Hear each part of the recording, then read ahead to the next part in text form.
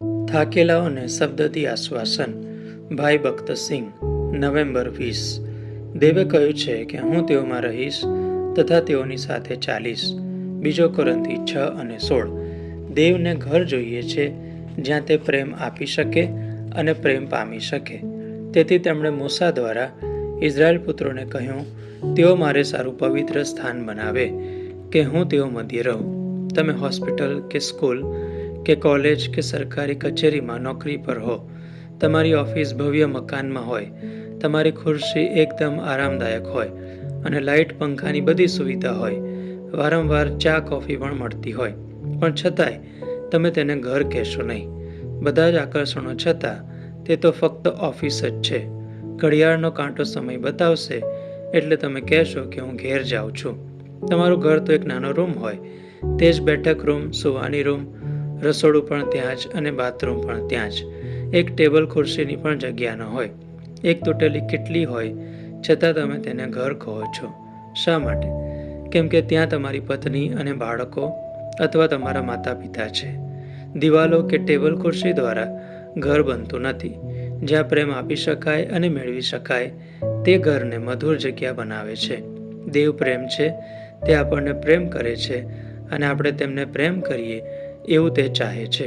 એ અર્થમાં દેવ કહે છે, તેઓ મારે સારું પવિત્ર સ્થાન બનાવે કે હું તેઓ મધ્ય રહું. મુશ્કેલી એ છે, જો કે દેવ આપણને પ્રેમ કરે છે તો પણ તેમનો પ્રેમ કેવી રીતે મેળવવો અને તેમને વળતો પ્રેમ કેવી રીતે કરવો એ આપણે જાણતા નથી. ઘણા બાળકો છે જેઓ તેમના માતા પિતાને નાણાંને લીધે અને તેમની પાસેથી જે સારી વસ્તુઓ તેમને મળે છે તેના લીધે જ તેમને પ્રેમ કરે છે. હું લંડનમાં હતો ત્યારે ઘણી દુષ્ટતાઓનો ગુલામ બની ગયો. મારે જ્યારે જરૂર હોય ત્યારે હું રજેરજ માહિતી સાથે 4 થી 5 પાના ભરીને માતા પિતાને પત્ર લખું. છેલ્લે લખો, કૃપા કરી મને 500 રૂપિયા મોકલજો. રૂપિયા આવી જાય પછી આભારનો પત્ર લખવાનો મારી પાસે સમય જ ન હોય, જ્યાં સુધી 2-3 મહિનામાં મારા નાણાં પૂરા ન થઈ જાય. એવી રીતે ઘણા લોકોને દેવ કોઈ જગીક લાભને લીધે જોઈએ છે.